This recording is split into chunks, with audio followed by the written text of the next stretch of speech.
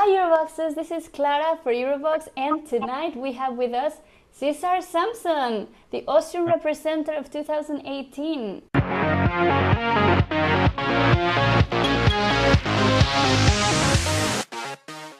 How are you, Cesar? I'm fantastic, actually. Yeah, doing good. Having a great time. I saw on your Instagram that you've been in Portugal lately. Yeah, it was just this past weekend. I had a great experience shooting for the postcard, which is going to be played before I step on stage. You know, the video segment. You know about it. I've visited places I've never been to before, so yeah, it was a win-win, definitely. Nice. So you're going this time to represent your country, but this is not your first time in Eurovision, right? No, it isn't. I used to be a producer prior to this year. So I worked for Bulgaria, Serbia, Macedonia, and in the 2 years before this one, last 2 years. And each and every time I felt more like stepping on stage myself, and now I get to represent Austria, my country. That's so exciting for you, I guess. Yeah, it is. It is. It's a nice. It's a bit of an honor, I guess. It's not in the normal sense, but I feel great just doing something for my country and representing it because I rarely ever get to represent my country in anything. Yeah, right. How do you get in touch with, I don't know, like the Bulgarian delegation? Because we've seen you on stage with Polly and with Christoph. So Yeah. Well, I'm part of a producing team. We're 5 people. We've been writing all these songs for Christian and for Polly and for a couple of others. And we actually teamed up back in the day, 2008, when we wrote for Bulgarian stars, basically. So our journey started in Bulgaria, just coincidentally, even though most of us lived in Vienna, Austria, multiculturally, but yes, we were all residents of Austria. But we kind of stumbled to Sofia and just fell in love with the place, and since then we have a very close contact with the music industry there. So that's how that came about. Yeah. is it different working with Polly than with Christian? Yes, it's definitely different. There are two different characters. They have a different age.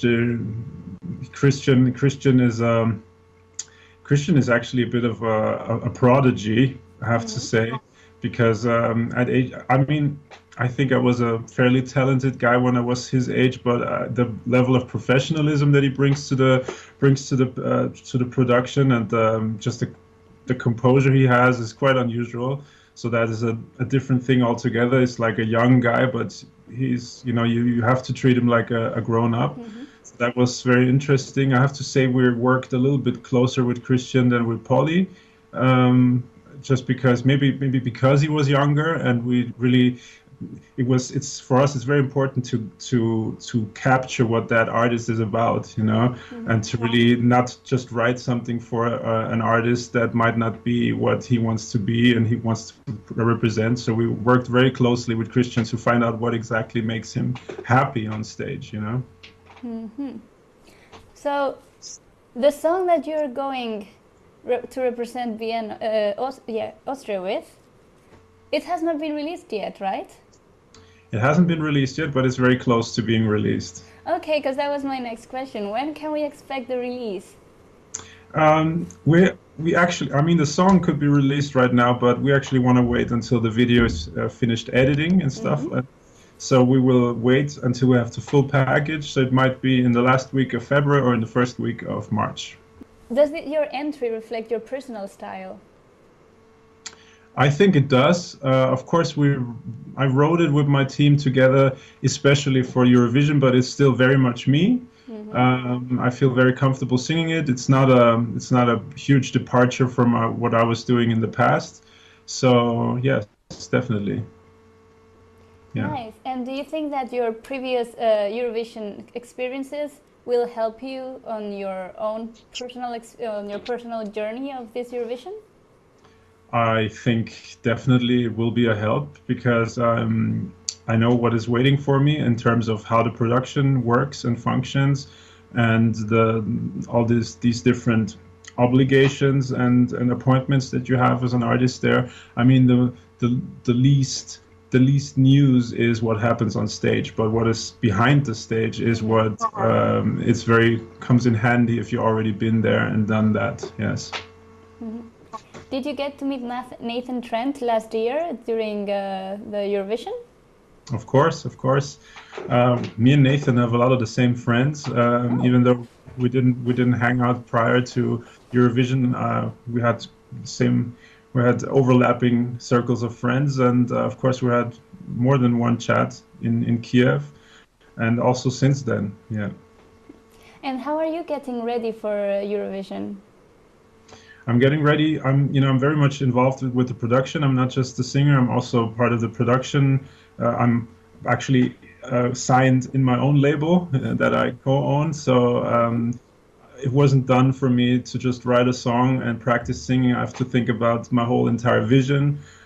Of course, it's a team effort, but at the end of the day, I have to push things forward as well. And there's still so many things that are swirling around in my mind. So there's a lot of different construction sites about how I want to present my song and myself during Eurovision. Yes. So you are also controlling the staging and how the performance is going to look like. Yeah, at the end of the day, I have to be okay with it. I have to be comfortable with it, and it has to represent my vision for this song. So of course, I give a lot of input, but in this case, the Austrian broadcaster and my team, we're pretty much on the same page about pretty much everything. So it's a very harmonious process, and it's just a big think tank, but we're always on the same page so far. So it's really smooth sailing, I have to say. Nice. And have you been following the Eurovision for a very long time? I started to follow it when Eurovision was here in Austria after Conchita's win. That was when I got reintroduced to Eurovision, and I kind of picked up the change in tone. It's very different from how it was like 10, 15 years ago when I was a child and a teenager. So I was very positively surprised, and I realized that it is much more relevant to a contemporary artist than it used to be. And yeah, of course, fate has had it that I had a function to fulfill at Eurovision, and the more I mixed with the crowd, the more immersed I was in the experience. And yeah, so I don't think I will ever be a non-Eurovision viewer ever again. Yeah, but you're right, it has changed very much in the last years. It became more modern since maybe Loreen won, and from then to now we've seen like a progression. It's an actual reflection of the music you can listen on the radio. Exactly. Yeah. So what are your plans for after the Eurovision, or is it too early to ask? It's not too early to ask. It's also on my mind. I have a couple of things in the pipeline, but it's too early to speak about it just yet. But there is definitely a lot of things on the horizon. But on the other hand, I just want to focus on really putting on the best possible show and not getting ahead of myself. But there's definitely in the back of my head are a lot of things waiting, actually. Yes. Have you had the other entries you're competing against, or you're singing against? I mean, there are a few that I think are out already. There are not too many out, but I've been casually following it so far. Yeah, casually. Do you have any Eurovision performance that you really enjoyed the past years, or that you would pick out and say, yeah, this is my favorite? Apart from Polly and Christian. Okay, well... Because that's the easy answer.